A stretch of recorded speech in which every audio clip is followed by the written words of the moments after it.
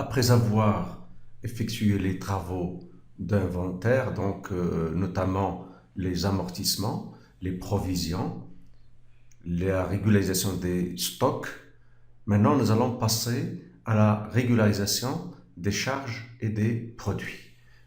Régularisation des charges et des produits, nous allons commencer par une mise en situation et en posant le problème qui va nous permettre d'insister sur le principe de continuité des exercices et le principe de spécialisation des exercices. Principe de continuité des exercices, donc de l'activité de l'entreprise durant plusieurs exercices.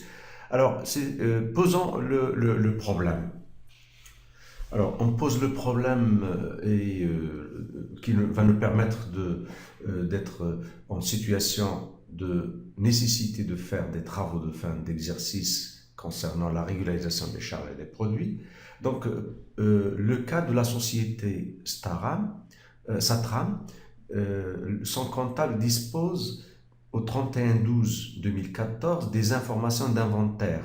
Donc, il y a la balance, mais il y a aussi d'autres informations qui concernent l'inventaire.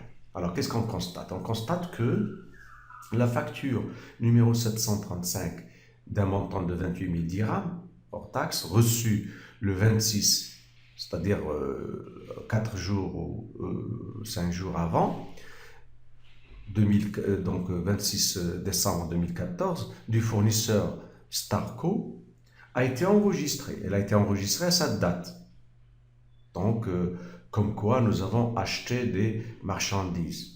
Mais les marchandises correspondantes n'ont pas été réceptionnées, n'ont pas été livrées par la société, par le fournisseur. Ça, c'est un problème. Ça veut dire qu'il s'agit là d'une charge qui a été enregistrée à cette date, mais en réalité ne concerne pas cet exercice parce que les marchandises ne sont pas encore reçues. Elles ne seront reçues que l'exercice suivant. Donc, c'est l'exercice suivant qui doit normalement supporter cette charge. Deuxième problème, c'est le cas d'une facture ou des factures de l'électricité, par exemple de novembre et décembre, généralement de décembre 2014, donc de l'exercice qui vient d'être clôturé, qui va être clôturé. On l'estime donc à 9200 dirhams, hors taxe, TVA 14%, mais ne sera cette facture qui concerne les 2 mois, de novembre et décembre, ne sera reçue qu'au mois de janvier. Or, lorsque le comptable recevra au mois de janvier ces factures, il va les enregistrer.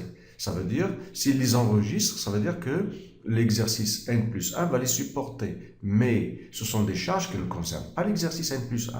Elles concernent l'exercice N, c'est-à-dire 2014. Donc, le comptable doit régulariser cette situation et faire de telle sorte que l'exercice 2014 supporte cette charge qu'il concerne et évite à ce que l'exercice 2015 ne supporte une charge qui ne le concerne pas.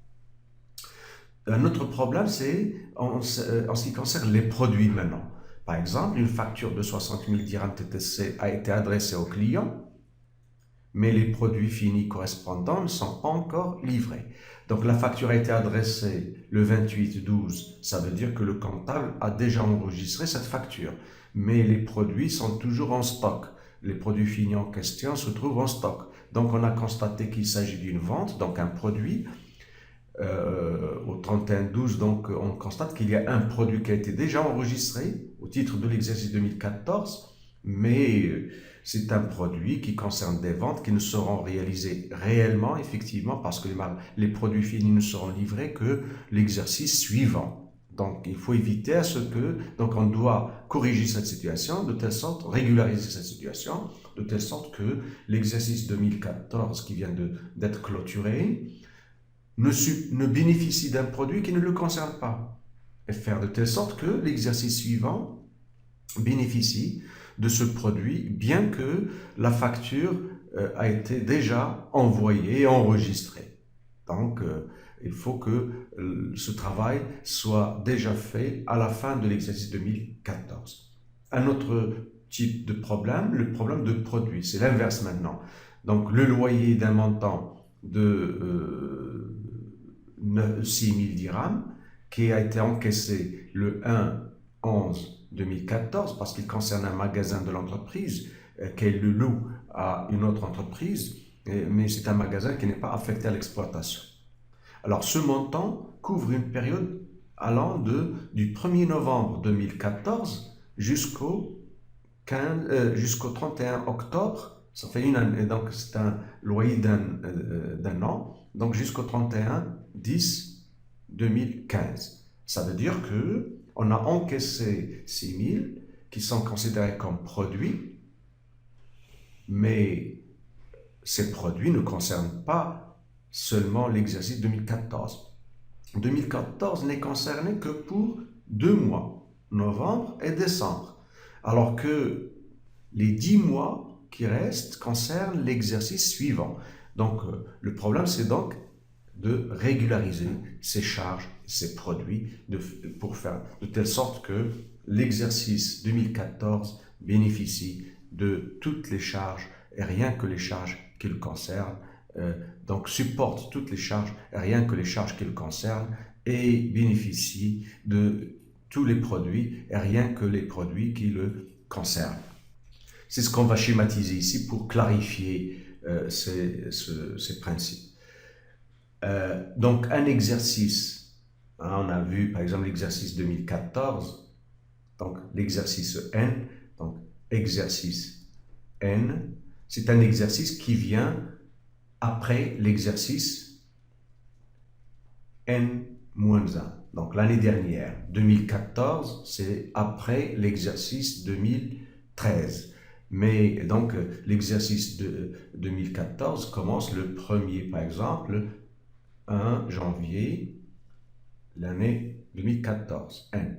Et il se termine le 31/12/N. On commence donc, à partir de là, le 1er janvier, ce sera l'exercice N plus 1. Donc, principe de continuité, c'est que tous les exercices sont successifs.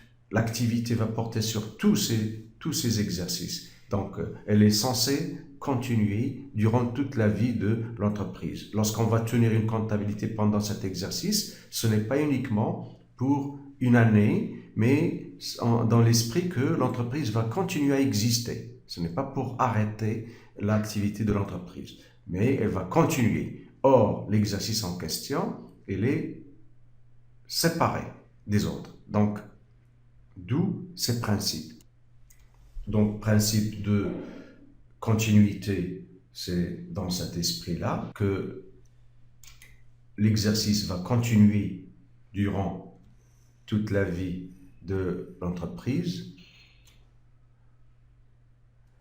Et donc, ça continue. Donc, principe de continuité, activité sur toute l'entreprise. Donc, continuité. Mais le principe de séparation ou spécialisation des exercices, chaque exercice est autonome des autres. Donc, l'exercice N, elle est autonome des autres. C'est-à-dire donc que l'exercice N est à séparer de N-1 et de N plus 1. Et donc, principe de séparation, spécialisation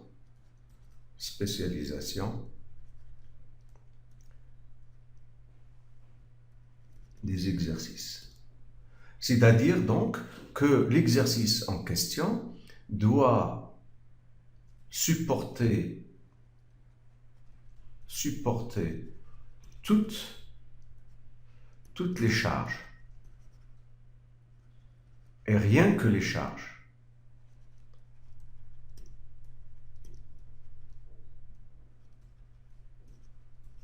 qui le concernent et bénéficier de tous les produits et rien que les produits qui le concernent. ce qu'on a évoqué dans les problèmes tout à l'heure. Donc, pas plus, pas moins. Il ne faut pas qu'il y ait des charges qui concernent cet exercice qui ne soient pas enregistrées. Il ne faut pas non plus que des charges qui sont déjà enregistrées soient supportées par cet exercice. Il faut les faire supporter par l'exercice suivant. Et la même chose pour les produits. Il ne faut pas que certains produits qui concernent l'exercice, mais ne soient pas enregistrés. Il faut les enregistrer. Il faut que ce produit en bénéficie parce qu'il le concerne. Mais d'autres produits qui sont enregistrés au cours de l'exercice, il ne faut pas qu'ils soient, il ne faut pas que cet exercice en bénéficie parce qu'il ne les concerne pas. Il concerne l'exercice suivant. Donc, c'est ça le travail de régularisation des charges et des produits. C'est pour respecter le principe de spécialisation des exercices dans l'esprit d'une continuité, dans l'esprit de ce principe de continuité. C'est ce qu'on va traiter séparément, donc comme travaux de régularisation des charges et travaux de régularisation des produits dans les cours suivants.